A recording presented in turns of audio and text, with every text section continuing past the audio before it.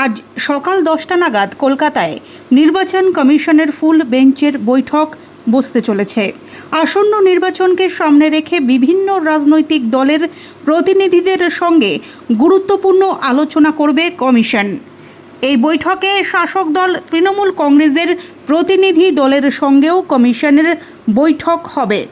তৃণমূলের তরফে প্রতিনিধিত্ব করবেন রাজ্যের মন্ত্রী ফিরহাদ হাকিম, চন্দ্রিমা ভট্টাচার্য এবং রাজীব কুমার। রাজনৈতিক দলগুলির সঙ্গে আলোচনা শেষ হওয়ার পর নির্বাচন কমিশনের ফুল বেঞ্চ রাজ্যের সিইও এবং কেন্দ্রীয় বাহিনীর নোডাল অফিসারদের সঙ্গেও বৈঠক করবে। পাশাপাশি মুখ্য সচিব এবং ডিজিপির সঙ্গেও কমিশনের বৈঠক নির্ধারিত রয়েছে। এছাড়াও রাজ্যের সমস্ত জেলা শাসক, পুলিশ সুপার এবং পুলিশ কমিশনারদের সঙ্গেও এদিন ভার্চুয়ালি বৈঠক করবে কমিশনের ফুল বেঞ্চ। সূত্রের খবর, আসন্ন নির্বাচনের প্রস্তুতি এবং নিরাপত্তা ব্যবস্থা নিয়ে এই বৈঠকে বিস্তারিত আলোচনা হবে।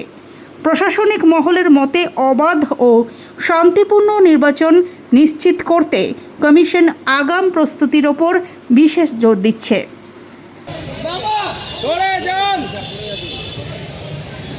এখন নামাচ্ছে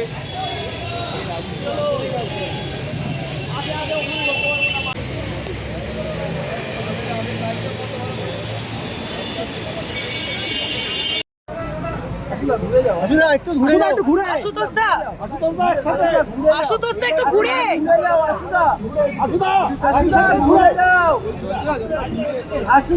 পেছনে রয়েছে। আরে দাঁড়া ঢুকতে দে।